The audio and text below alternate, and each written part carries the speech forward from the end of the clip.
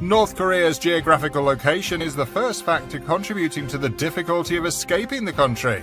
On the Korean peninsula, North Korea is bordered by China to the north and South Korea to the south. It also shares borders with the Yellow Sea to the west and the Sea of Japan to the east. It is very challenging for someone to cross these borders undetected because the North Korean regime has heavily fortified its border with these bordering countries. There is little to no possibility of escaping through the Chinese borders due to the vast stretch of the Yalu River between the Chinese and North Korean border. The Yalu River makes up a large portion of the roughly 1,400-kilometer-long border between both countries. Along the Yalu River, the North Korean government has erected barbed wire barriers, watchtowers, guards, and checkpoints. The Chinese government has also implemented measures to tighten security on its side of the border. In the unlikely event that a North Korean does manage to cross the border into China, they are not secure. What makes China a very wrong route of escape for defectors is that the Chinese government maintains a policy of returning apprehended defectors back to North Korea, rather than considering them refugees. Any North Korean who gets sent back to that country is subject to harsh punishment, such as imprisonment, torture, and even death. Because of this policy, many North Korean defectors attempted to flee through China, got apprehended, and got sent back to North Korea, where they were subjected to severe consequences. The stranglehold the North Korean government has over its citizens is the second factor contributing to how difficult it is to leave North Korea. The government in North Korea controls every aspect of its inhabitants' lives, making it a totalitarian society. The media are under government control, internet use is restricted, and communication is closely regulated. All communication channels, including the telephone and the internet, are strictly regulated and censored by the North Korean government. It is very challenging, even almost impossible for North Koreans to communicate with the world on the internet or learn about the happenings and events outside the North Korean borders, since the citizens are not authorized to use any international application or social media platform. The North Korean government also uses a division system called the Songbun system to further divide the citizens into various groups depending on their rated devotion to the government. All the facets of a citizen's life are impacted by this Songbun system, including their career prospects, access to quality healthcare, and educational chances. Discrimination and harassment are some of the frequent consequences for people who are perceived as being disloyal or who have family that does. The lack of resources available to North Koreans who want to escape is the third factor contributing to how difficult it is to leave North Korea. The vast majority of North Koreans are too poor and lack the money to pay a smuggler to assist them in escaping. Even if they get to find a smuggler to take them across the border successfully, they risk getting exploited and charged excessive amounts. North Koreans are impoverished and have low-class living standards compared to the rest of the world because of North Korea's centralized economy. The option to bribe their way out of the country through government officials is almost impossible due to their lack of access to private transportation or money. This lack of private transport is not the only lack that North Koreans are inaccessible to. The heavy dependence on their government for necessities like housing and feeding is equally debilitating. For citizens who are over-reliant on their government for resources to survive, their chance of emigrating is very constrained. Since there are not enough resources open to North Koreans, their inaccessibility to information from the outside world limits their access to liberating knowledge and information outside North Korea that can improve their living situation. Additionally, North Koreans face many physical challenges if they attempt to escape. Lots of North Koreans suffer from malnutrition, which can in turn make it difficult for them to make the long journey out of the country.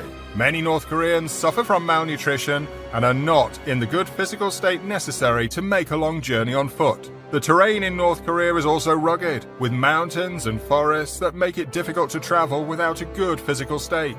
This can make it even harder for North Koreans to survive the journey to a neighboring country or a safe location where they can seek help. If these defectors manage to cross the borders of North Korea, become forced to rely on smugglers to help them leave North Korea, which can be dangerous and expensive. They're also at risk of being trafficked or exploited by the people who help them escape, since their lives and well-being are in the hands of these smugglers. The North Korean government's efforts to stop defectors are the fourth factor making North Korea so challenging to leave. The North Korean government has taken measures to curb defections, since it is very aware that many of its residents want to flee the nation. These actions include setting up an informant network, keeping an eye on communication, and severely punishing anyone discovered trying to defect. The North Korean government actively uses this network of informants whose jobs are to alert them to any questionable activities. These activities include disclosing any attempts to flee the nation.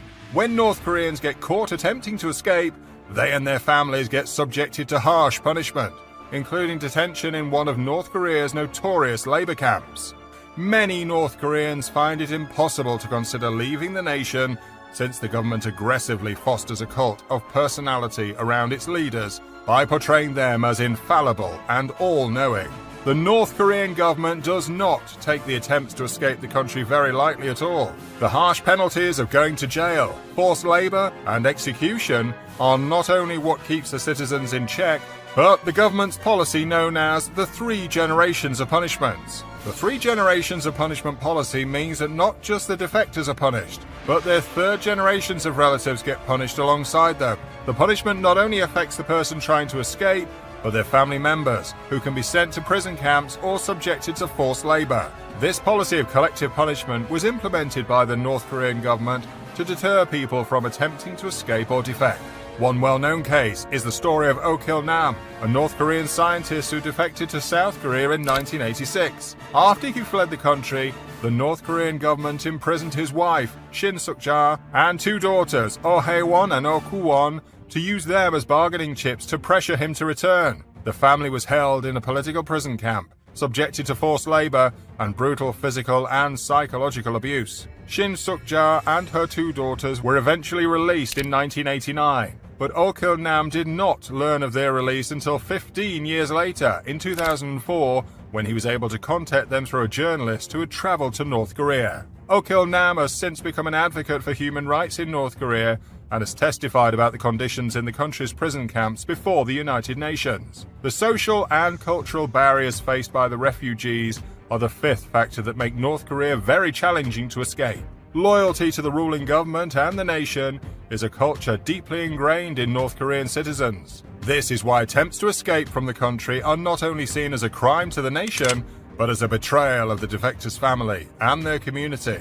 This government strictly regulates the cultural and social values and standards of the nation. They also forcefully repress any activity deemed treacherous or disloyal to the country and its leader. This has caused the citizens to be wary of each other and feel obligated to report any citizen who acts contrary to the set rules by the government.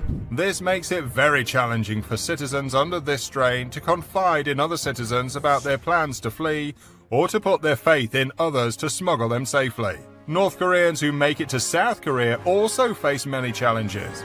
They must undergo a lengthy and challenging resettlement process, which includes learning a new language and culture, finding employment, and adjusting to a new way of life.